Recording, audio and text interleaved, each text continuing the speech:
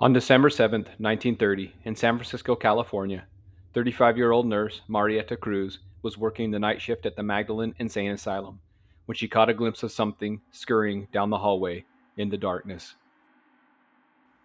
She decided to investigate to see what it was. What happened that night left her in a comatose state for 2 years. When she came out of it, she was able to tell the events that took place that night in grim detail. Where she was found the following day, though, baffled authorities, and no conclusion as to what happened exactly was ever reached. This is a story she told authorities. Apparently, I've been comatose for the last 2 years. Every day since, I've been reliving that night over and over again. It's constantly replaying in my mind. I've been living that nightmare every day since. It was the middle of the night, 3:30 a.m. to be exact. I was sitting at the front desk writing down notes regarding an unruly patient I'd just given an injection to, when I caught something moving quickly down the hallway to my left. It made me jump a little, thinking a patient must have gotten out of their room, but what I saw appeared too low to the ground to be a person. This scared me because we housed some dangerous individuals there, but again, I had the lingering thought of whatever it was just too low to the ground. I was the only one around at the time, as my coworkers had just gone on their lunch break, and I didn't want to disturb them if it was nothing. I contemplated going and getting them, but decided to see for myself what it was first. I stood up from the desk, took a deep breath, and started walking down the hallway where I'd seen it. Since it was the middle of the night, the lights were off, and rather than turn them on and risk waking the patients, I went back to the front desk and grabbed the flashlight we kept there. I immediately turned on the flashlight and started slowly walking back down the hallway. This particular hallway was rather long, with several spots along the way that led to other hallways, so there were a lot of areas I'd have to check. As I walked along, I checked each door, making sure none of them were open, when suddenly I heard what sounded like fingernails tapping and moving swiftly across the tile floor somewhere in the darkness. I froze in place, trying to see what it was with the flashlight. "Who's there? Come out. This is Nurse Cruz," I said. There was nothing but eerie silence as I stood there moving the flashlight all around, trying to find what made the noise. "I need to go get help," I whispered to myself as my mind raced and fear surged through me. Something in me, I don't know, maybe curiosity, pushed me forward as I started walking towards where I'd heard the sound. I was coming to the end of the hallway where I'd have to turn a corner when again I heard the scurrying. I almost dropped the flashlight as my hand trembled in fear. Right then, I knew I should have turned around to get help from my coworkers, but for some reason I kept walking until I turned the corner.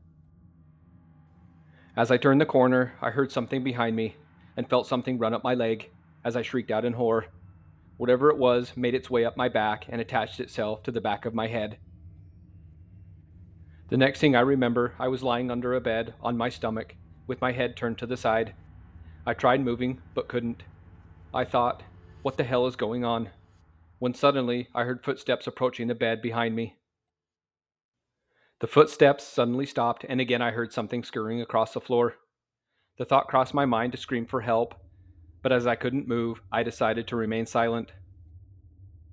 I could only move my eyes as I tried looking around as best I could to see if I could see what was scurrying, but there was nothing in front of me. I then felt something slowly moving up my right leg, then without warning, it grabbed me, pulling me out from under the bed and out of the room I was in. I was quickly pulled across the tile floor. I tried guessing where I was, but since I couldn't move my head, all I could see was the wall next to me and had no idea where I was. Am I going to die? Where am I being taken? I thought as I was pulled along in the darkness. I was dragged for a bit before I felt a sudden drop and realized I was being taken down some stairs, which meant we were headed for the basement. As I was taken down the stairs, which were metal and tile, it hurt like hell as my head hit each step. I tried screaming out, but nothing would come out. Nothing but tears streamed down my cheeks. Once I reached the bottom of the stairs, I was dragged a bit further through the darkness before coming to an abrupt stop. I could then hear what sounded like hundreds of things scurrying across the concrete floor. I then felt the things one by one begin to crawl up on me until my entire body was covered.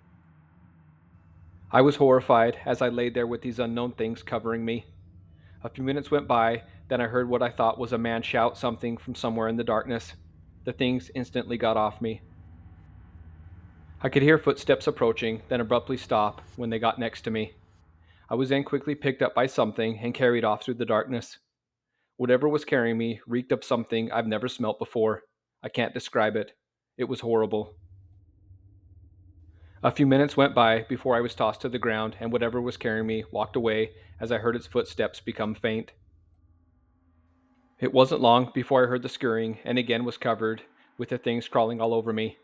I still couldn't move or scream at that point, just lay there with only my thoughts. I wanted to roll my eyes into the back of my head and make it all end. I started feeling sharp pains all over my body, like 1,000 needles were being jabbed into me all at once. The pain was so severe, I passed out. The next thing I remember was waking up and seeing brightness from what appeared to be a moon. I remember thinking I had no idea where I was at, but could tell I was no longer in the asylum. As my eyes adjusted, I could see clearly. I could see I was in some type of wooded area, but the trees and vegetation appeared foreign to me, unlike anything I'd ever seen in real life or in books. I'll never forget the smell either. It was the same smell as the thing that picked me up and carried me. I was still unable to move or speak, so I simply laid there. Right then, I heard something coming up behind me. I frantically moved my eyes as I laid there in horror, thinking for sure I was going to die. I then started questioning my sanity. Am I dreaming? Am I going crazy? Where the hell am I?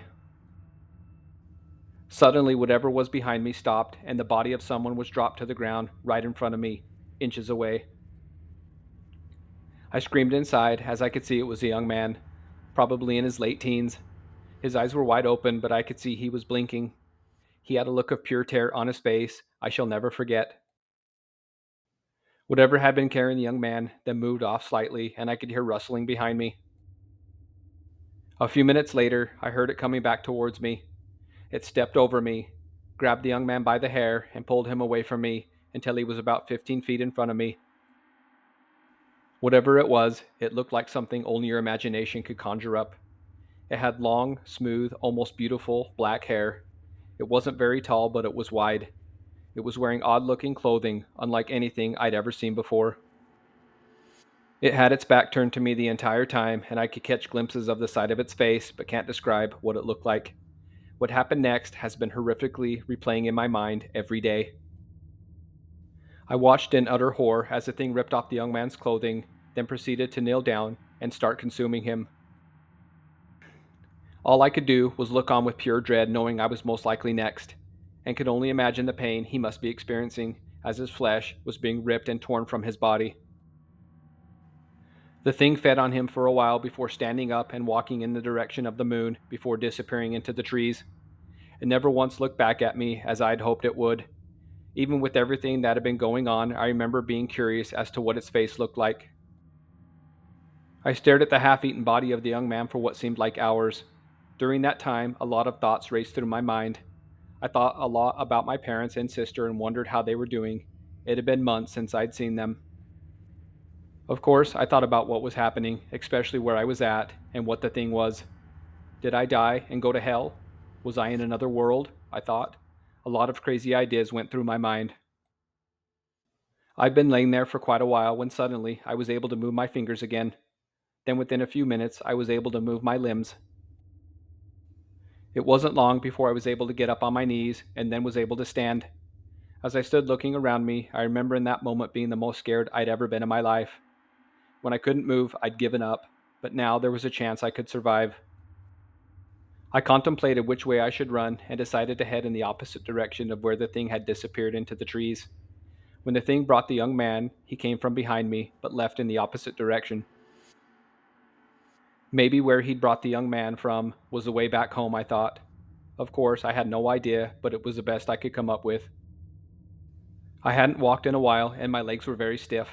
I stumbled along as best I could as I headed through the forest.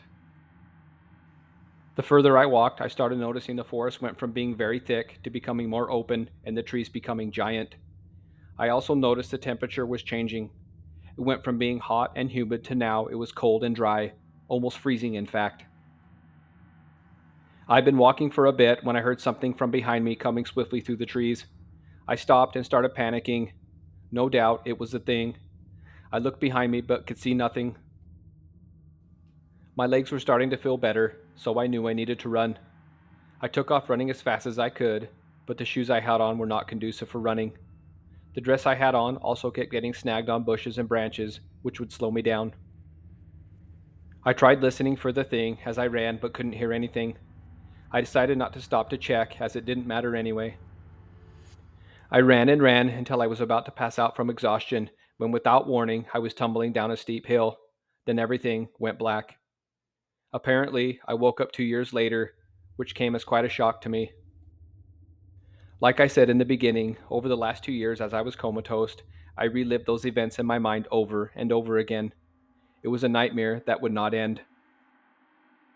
Marieta was found by some hunters the following morning, December 8th at 6 a.m., lying down on a road deep in what is now known as the Redwood National Park, over 300 miles away from the Magdalen insane asylum. When she was found, she was quickly taken to the nearest hospital, where they discovered she was covered in hundreds of little bite marks from something unknown. Authorities thoroughly investigated the incident but never came to a conclusion. How she got there remains a mystery to this day. It's been investigated by numerous people over the decades but never solved. Her coworkers went to eat lunch at 3:15 a.m. with Marieta still at the front desk. It's at least a 5.5 hour drive to the Redwood National Park from San Francisco, and she was discovered at 6 a.m., which is not near enough time to be able to make the drive.